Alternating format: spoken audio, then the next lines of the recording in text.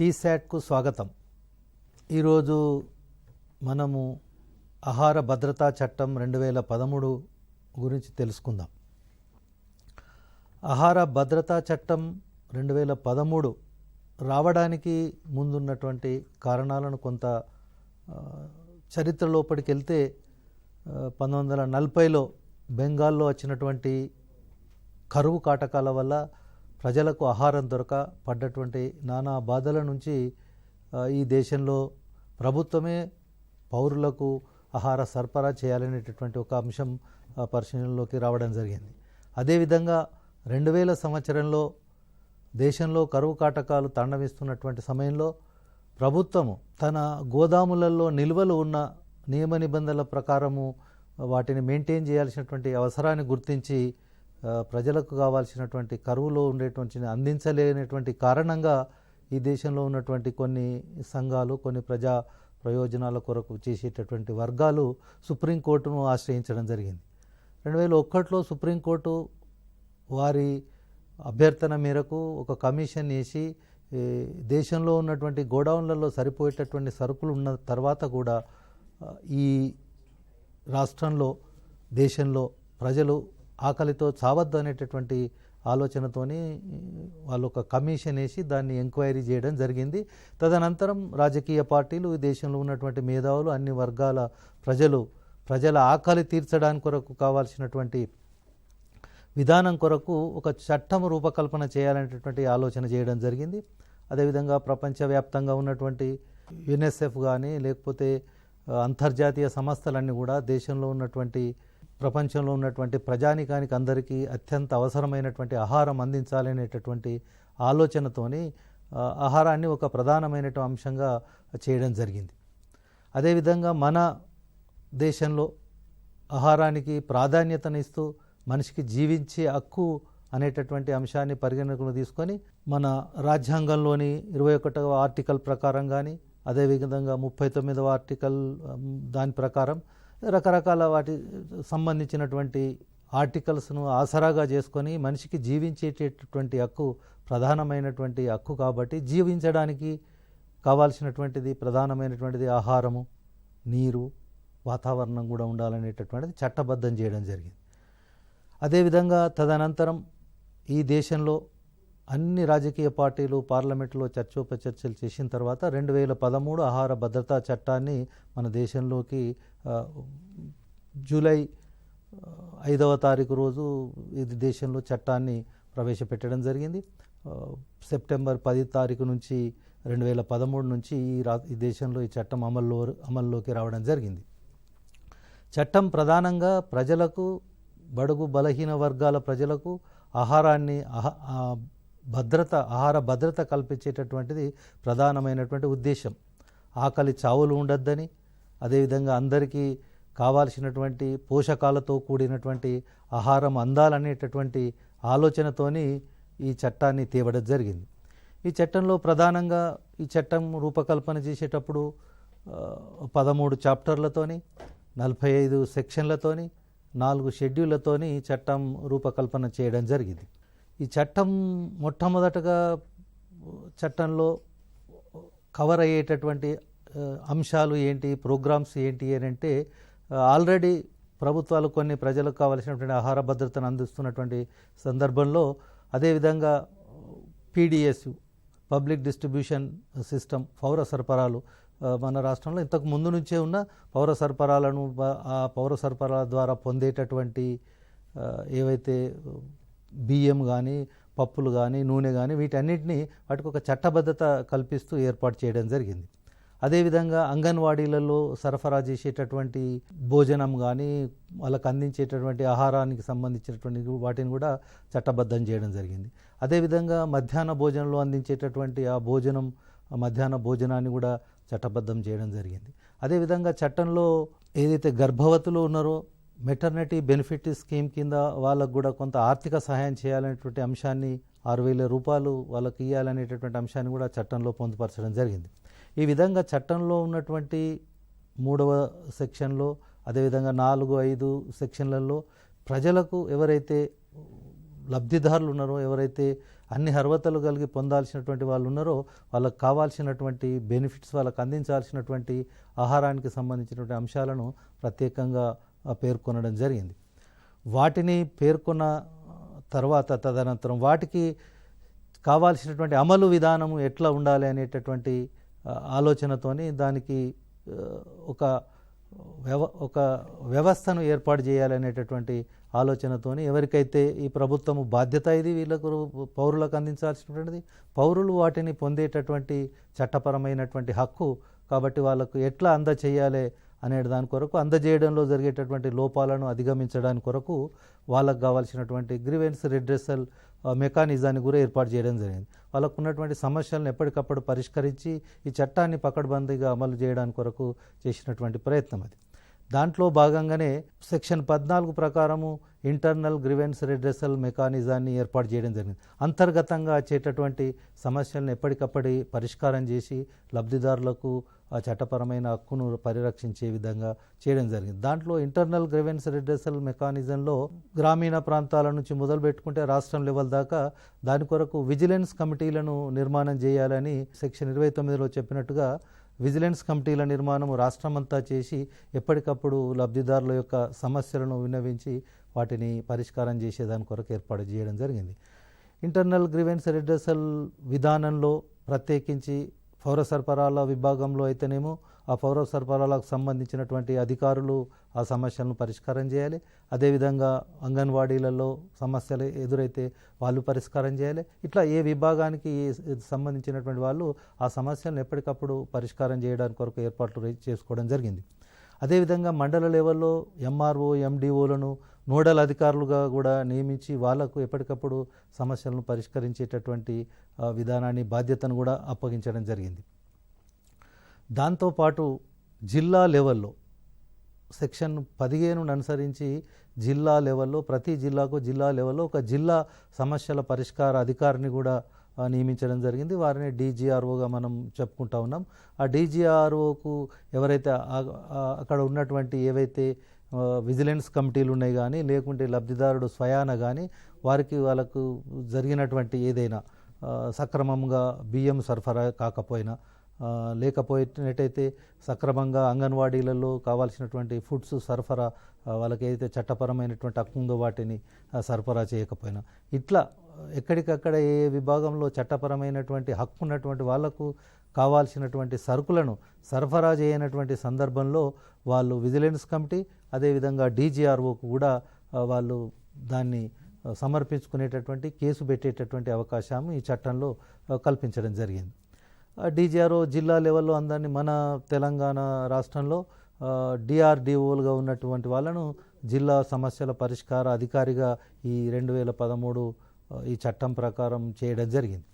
అదేవిధంగా వారి నుంచి కూడా ఎవరైతే లబ్ధిదారుడు ఇంటర్నల్ గ్రీవెన్స్ రిడ్రెసల్ సిస్టంలో కానీ అదేవిధంగా జిల్లా సమస్యల పరిష్కార అధికారి దగ్గర కానీ సంతృప్తికరమైనటువంటి జవాబు కానీ ఆయనకు లేనటువంటి సందర్భంలో వారు రాష్ట్రంలో ఏర్పడ్డటువంటి ఆహార కమిషన్కు అప్పీల్ చేసుకొని వారి సమస్యను పరిష్కరించుకునేటటువంటి అవకాశాన్ని ఈ చట్టంలో కల్పించడం జరిగింది.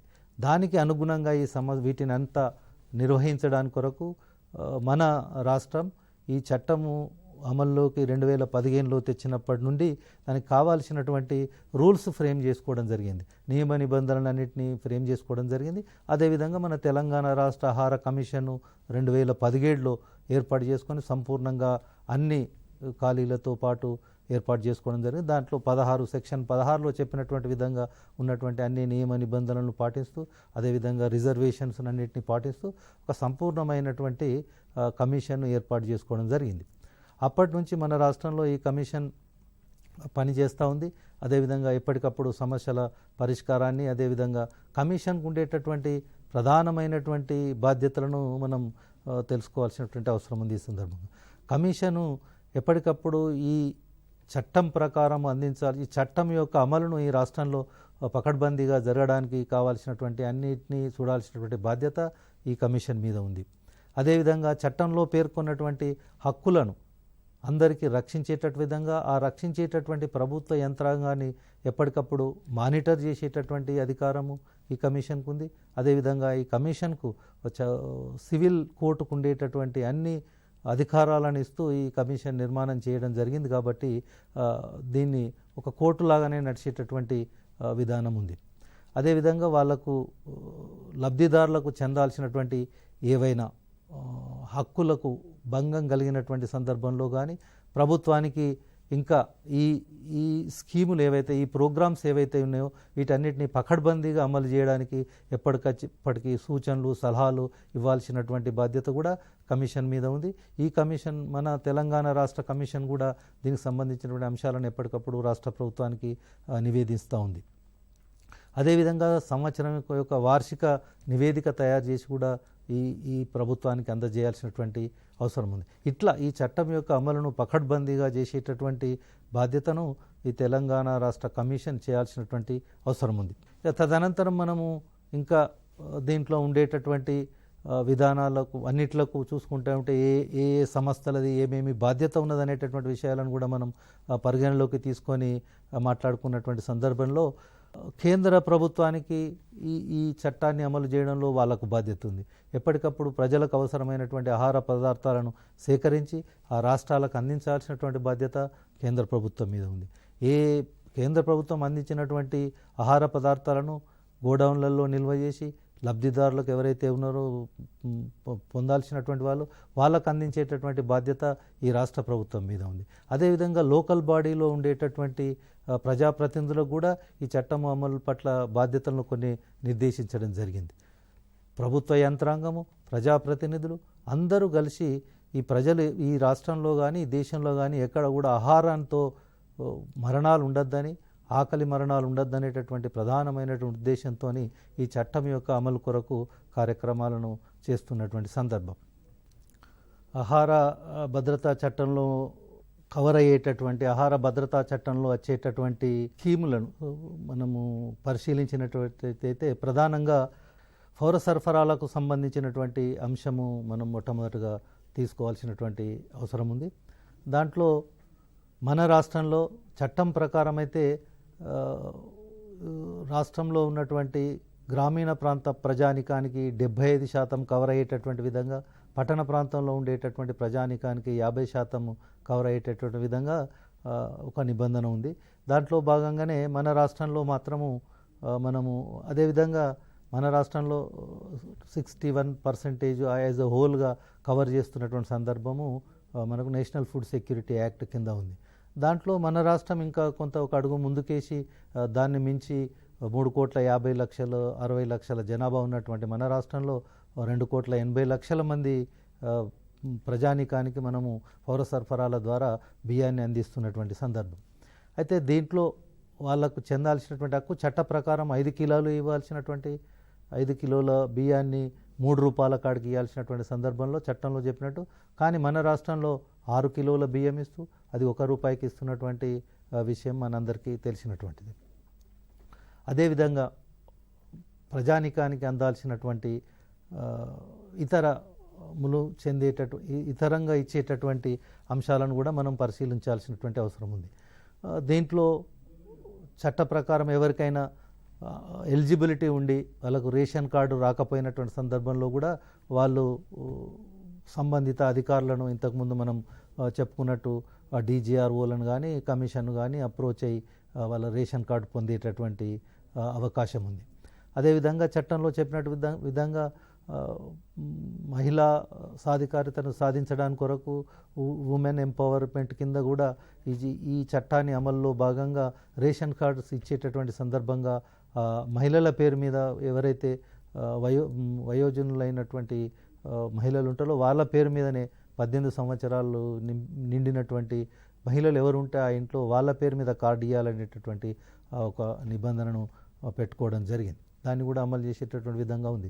అదేవిధంగా ఈ రాష్ట్రంలో ఇచ్చేటటువంటి రేషన్ కార్డులను కూడా రేషన్ షాపులను కూడా సాధ్యమైనంత వరకు మహిళలకు ఇవ్వాలనేటటువంటి ఆలోచనతో ప్రభుత్వం కూడా చేస్తుంది. చట్టంలో చెప్పినటువంటి విధానాన్ని అమలు చేస్తూ ఉన్నది. అదేవిధంగా చట్టంలో చెప్పినట్టుగా మనము ఇప్పుడున్నటువంటి సాంకేతికతను ఈ డిస్ట్రిబ్యూషన్ సిస్టంలో ఈ పౌర సరఫరాలు చేయడంలో సాంకేతికను ఉపయోగించుకోవాల్సినటువంటి అవసరాన్ని కూడా చట్టంలో చెప్పడం జరిగింది. దానికి అనుగుణంగానే మన రాష్ట్రంలో ప్రత్యేకించి మన రాష్ట్రంలోనే దేశంలోనే మొట్టమొదటగా అన్ని రకాల సాంకేతికతను ఉపయోగించుకొని ఈ డిస్ట్రిబ్యూషన్ సిస్టాన్ని నడిపిస్తున్నటువంటి సందర్భం అది చాలా సంతోషకరమైనటువంటి అంశం.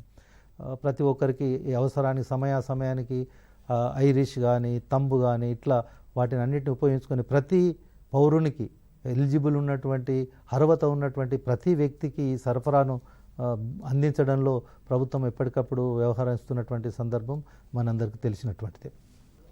పౌర సరఫరాలకు సంబంధించినటువంటి అంశంలో ప్రధానంగా అర్హులను ఎంపిక చేసేటటువంటి విధానంలో మన రాష్ట్ర ప్రభుత్వము కొన్ని నియమ నిబంధనలను ఏర్పాటు చేయడం జరిగింది. దాంట్లో భాగంగానే ఇంతకుముందు ఏదో 60,000 ఉన్నటువంటి దాన్ని 1,50,000కు 2 లక్షలకు వ్యవసాయ భూమిని కూడా పెంచి నిబంధనలను ఏర్పాటు చేయడం జరిగింది. మనం దాని ప్రకారం ఈరోజు కార్డులను చేసేటటువంటిది ఉన్నది. దాన్ని ఆన్లైన్లో ప్రజలు అందరూ అప్లై చేసుకోనికి కూడా మీ సేవా కేంద్రాల ద్వారా అప్లికేషన్ పెట్టుకునేటటువంటి సౌకర్యాన్ని కూడా కల్పించడం జరిగింది. దాంట్లో భాగంగా మనము ఇంతకుముందు చెప్పుకున్నట్టు ఆహార భద్రతా చట్టము కేంద్ర ప్రభుత్వము చెప్పినటువంటి ఏదైతే ఉందో దాని ప్రకారము మనకు ఇచ్చినటువంటి 75-50% నిబంధన కేంద్ర ప్రభుత్వం ఇచ్చిన దాంట్లో మనకు 1,91,00,000 పైచీలకు లబ్ధిదారులకు అందేటటువంటి అవకాశం ఉన్నది.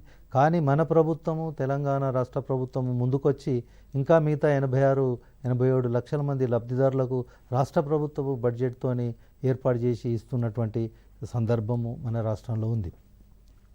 అదేవిధంగా వీటిని ఇచ్చేటటువంటి కార్డులను ఎన్ఎఫ్ఎస్ఏ కార్డ్స్ అని, అదేవిధంగా పిహెచ్హెచ్ కార్డ్స్ అని, అదేవిధంగా అంత్యోదయ కార్డులు అనేటటువంటి విధంగా అత్యంత కిందిలో ఉన్నటువంటి బీదరికంలో ఉన్నటువంటి వాళ్లకు నెలకు 35 కిలోలు ఇచ్చేటటువంటి విధంగా ఏర్పాటు చేసుకోవడం జరిగింది. ఈ విధంగా ఫుడ్ సెక్యూరిటీ యాక్టు ఈ పౌర సరఫరాల విభాగంలో పనిచేస్తున్నటువంటి సందర్భం. అదేవిధంగా మనము మధ్యాహ్న భోజనానికి మనం పరిశీలనలోకి తీసుకున్నట్టయితే మధ్యాహ్న భోజనం స్కీము ఈ చట్టంలో ఏ విధంగా వస్తుందనేటటువంటిది పరిశీలించినటువంటి సందర్భంలో మన రాష్ట్రంలో 27-28 వేల స్కూళ్ళల్లో ఈ మధ్యాహ్న భోజన కార్యక్రమం అమలవుతున్నటువంటి సందర్భం.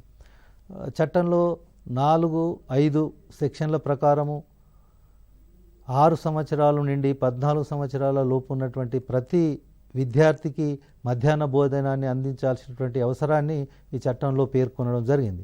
దాంట్లో భాగంగానే మన రాష్ట్రంలో ఉన్నటువంటి ప్రభుత్వ పాఠశాలలలో, అదేవిధంగా ఎయిడెడ్ పాఠశాలలలో, ఇంకా పనిచేసేటటువంటి ఇతర ప్రభుత్వానికి సంబంధించినటువంటి ఇన్స్టిట్యూట్స్లలో చదివేటటువంటి పిల్లలకు ఈ మధ్యాహ్న భోజనాన్ని అందిస్తున్నటువంటి అందిస్తున్నటువంటి విధానం మనందరికీ తెలిసినటువంటిది. దాంట్లో వాళ్లకు మెనూ కూడా ఏర్పాటు చేయడం జరిగింది. ఆ మెనూకు సంబంధించినటువంటి ప్రతి పాఠశాలలో ఒక వారంలో సోమవారం ఏమి ఇవ్వాలి, వారానికి రోజుకి ఏమి ఇవ్వాలనేటటువంటి అంశాలను కూడా వాటిని అక్కడ పొందుపరచడం జరిగింది.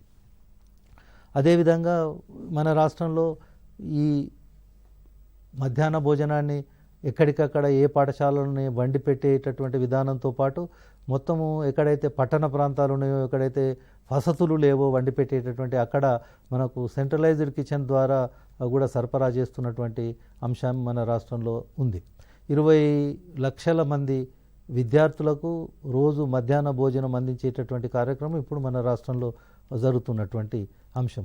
దీనికి సంబంధించి కేంద్ర ప్రభుత్వం, రాష్ట్ర ప్రభుత్వం వారి నిధుల నుంచి దీన్ని అందిస్తున్నటువంటి అంశం మనం తీసుకోవాలి. దీంట్లో కూడా మధ్యాహ్న భోజనంలో కూడా ఎవరికైతే లబ్ధిదారులకు సమయానికి అందకపోయినటువంటి అయితే వాళ్ళకి అందించాల్సినటువంటి ప్రోటీన్స్ ఆ పద్ధతి ప్రకారం అందకపోయినట్టయితే వాళ్ళకి ఏమైనటువంటి అభ్యంతరాలు ఉన్నా కానీ వాటిని ఎప్పటికప్పుడు సంబంధిత ఈ చట్టం ప్రకారము వాళ్ళు చేసుకోవాల్సినటువంటి అవసరం ఉంది. ఒకవేళ ఏ రకమైనటువంటి లోపాల వలన, ప్రభుత్వం యొక్క లోపాల వలన కానీ లబ్ధిదారులకు అందకుండా ఉంటే చట్టంలోని సెక్షన్ 8 ప్రకారము వాళ్ళకు అలవెన్స్ పొందేటటువంటి అధికారాన్ని కూడా అందరికీ, ఇప్పుడు మనం ఇంతకుముందు చర్చించుకున్నట్టు ఆహార భద్రత అనేటటువంటి దాంట్లో పౌర సరఫరాలు కానీ, మధ్యాహ్న భోజనం కానీ, అంగన్వాడీలు కానీ వీటికి సంబంధించినటువంటి ఏవైతే హక్కులు ఉన్నాయో వాళ్ళకు ఆ హక్కులు చెందనప్పుడు, హక్కులకు భంగం కలిగినప్పుడు, వాళ్ళు పొందాల్సినటువంటి ఆహారాన్ని పొందలేనటువంటి సమయంలో దానికి బాధ్యులైనటువంటి అధికారులను బాధ్యులు చేస్తూ వాళ్ళకు కావాల్సినటువంటి అలవెన్సెస్, ఆ జరిగినటువంటి నష్టానికి పరిహారాన్ని ఇచ్చేటటువంటి అంశాన్ని కూడా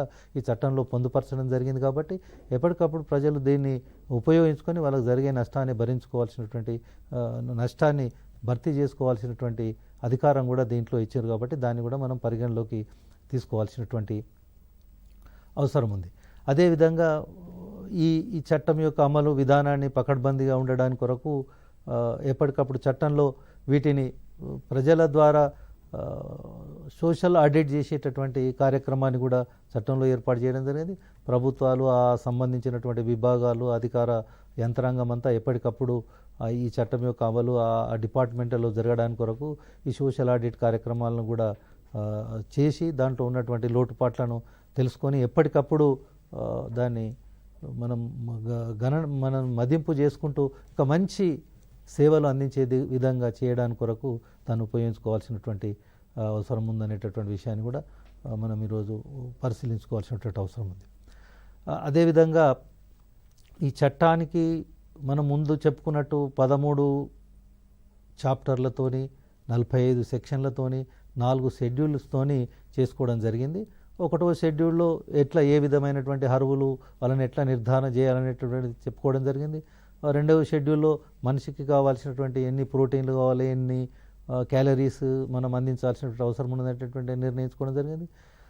షెడ్యూల్ 3లో ఆహారానికి సంబంధించినటువంటి అన్ని విభాగాలను, ఒక వ్యవసాయ రంగాన్ని కానీ, నీటి వసతులను కానీ, ఇట్లా వాతావరణ పరిస్థితులను కానీ, శానిటేషన్ కానీ, ఇట్లా అన్ని ఒక మనిషి యొక్క మంచి ఆరోగ్యవంతమైన జీవితానికి సంబంధించినటువంటి అన్ని అంశాలను పరిగణలోకి తీసుకొని ఈ చట్టము వీటిని చాలా విస్తృతంగా వీటిని అన్నిటిని పరిగణలోకి తీసుకొని ఒక మనిషి మంచి యాక్టివ్గా ఆరోగ్యవంతంగా ఉండడం అనేటటువంటి దాన్ని పరిగణలోకి తీసుకొని వాటిని కూడా ఏర్పాటు చేయడం జరిగింది.